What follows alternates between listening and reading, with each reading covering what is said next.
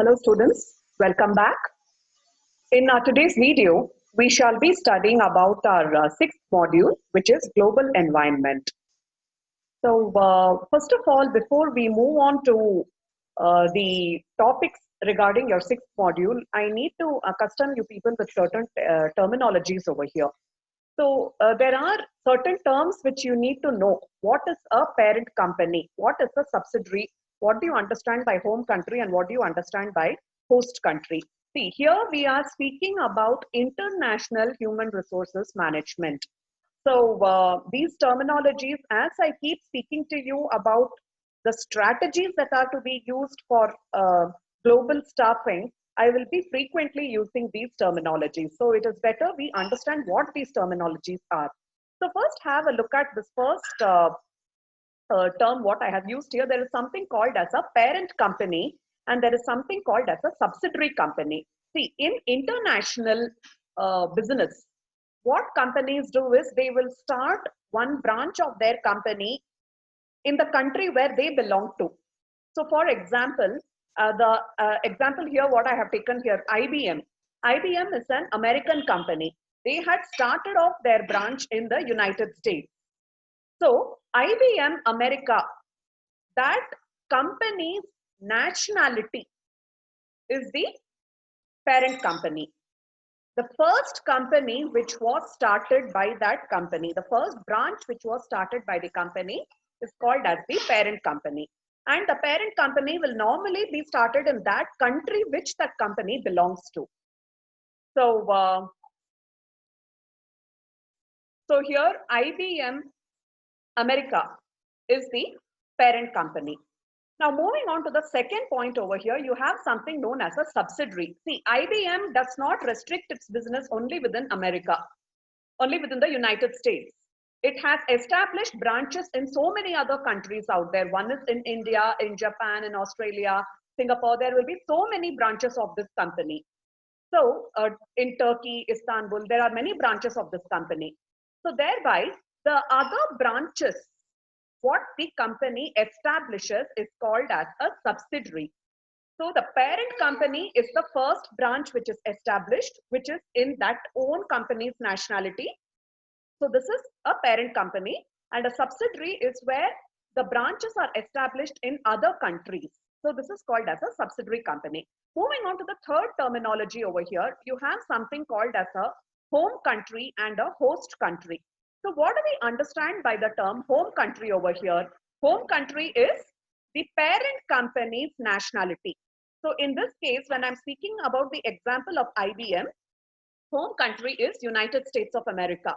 And what is the host country? That is the branches where they have established, the country in which they have established their branches. So in this case, IBM has established branches in, let us take an example of India. So India is the host country for IBM. So please get these terminologies correct. Then only we'll be able to understand the other parts of our lecture. Moving on to the next topic, what are the stages of development of a transnational company? There are totally 5 stages involved in the development of a transnational company. The first stage here is they will be a domestic company. So what do you understand by a domestic company here?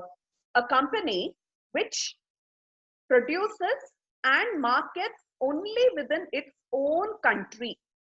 Take an example of IBM again. IBM established, being an American company, established themselves in the United States. So the first stage of IBM's operations would have been what? Produce in the United States, market and sell only within the United States. Do not sell to other countries. So this is the first stage. So, and the production potential and the production capacity will also be limited at this stage, such that it can only sell within their own country. They cannot export it outside at this particular first stage.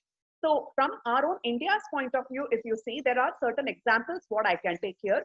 Take an example of companies like Legit Papad. Legit Papad is a domestic company where they sell only within India. So they are yet to expand their operations and they will soon start selling outside. So when Digit Carpet had started off, they had started selling only within India. Their production capacity was such that it can be sold only within India. Moving on to the second stage of the development into a transnational company, you have something called as an international company. In an international company, what happens here is the company has all this while has been producing and has been marketing only to the domestic markets, only within India. Now what happens is their production capacity has scaled up. Their production capacity has expanded. Because of this increase in the production capacity, the company is now able to sell its products to even foreign countries also. Basically, whatever it is selling for India, the same thing they are exporting outside. Exporting is not the only form in which they can sell outside. There are other ways in which they can enter foreign markets. There is a concept called as franchising. So franchising, I think you all know, McDonald's is an example of a franchise. The same basic product, what they were using for United States, what they were serving for United States, the same thing they are selling in other countries also.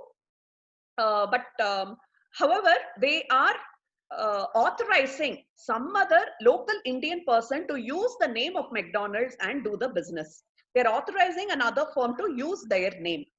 And there is another concept called as licensing, where through which you can again become an international company. So licensing means they will share their method of production with another company. So the other company, what they will do is, they will, with the foreign company. So what the foreign company will do is, they will learn the method of production and they will produce the product according to the instructions given by the foreign company, and accordingly they will sell within their own country. Okay, so anyway, we will learn about licensing and franchising and all. I think you can handle it in a different subject here. But from our subject's point of view, international company is, what we need to remember is, basically the product has been designed and produced and has been sold to the domestic market all this while. All of a sudden, the production has scaled up. There is excess production. So you can, whatever is excess, you're able to export it, sell it to a foreign country. So here is an example is, let's take an example of Haldiram's. So Haldiram's adopts this strategy. So what Haldiram's did was, they have created this aloo bhujia, which is basically for this Indian market. But the same basic aloo bhujia, they noticed that there is a demand for it even in other countries like Sri Lanka, in countries like Malaysia and Singapore, where there are many Indians there. So here they are exporting these products, the same basic product, without changing anything much, to a foreign country. Then you have something called as a multinational company. So what are the operations of a multinational company here is, the company sets up a production facility, a marketing facility, an R&D facility in the respective countries where it is starting their operations. For example, if I have to give you here, take the case of Haldiram's itself, what I gave you in the previous examples. In international company, what it did was, the production, marketing, R&D, everything happens in India, production and all happens in India. Lots of production happens. So they sell whatever is possible for within India. The excess capacity, they just sell it outside. They are not tailoring anything according to Singapore, according to Malaysia, or according to this one, Sri Lanka. But however, in a multinational company, it does not happen like that. If Haldiram's themselves are establishing a business, let us say, in India, they have established their business of production, R&D, and marketing. When they are entering Singapore also, they will establish a separate production for Singapore, separate marketing for Singapore, and separate R&D within Singapore. When they are starting their operations in Sri Lanka also, they will establish a separate production facility in Sri Lanka, a separate marketing facility in Sri Lanka, and a separate R&D facility in Sri Lanka. And when they are launching their operations in Malaysia, they will adopt the same strategy. And not only this, they will start tailoring their products according to the requirements of the Malaysian customers.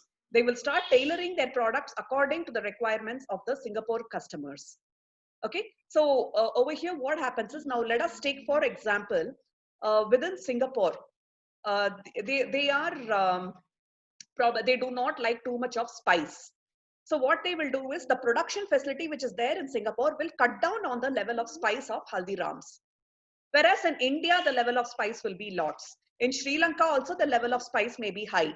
But for the Singapore customers, the production facility in Singapore will reduce the level of spice according to the Singapore customers' requirements. So in a multinational strategy, what happens is, the company literally becomes a insider of that particular country. They become like a Singapore company itself, adapting themselves to the Singapore culture.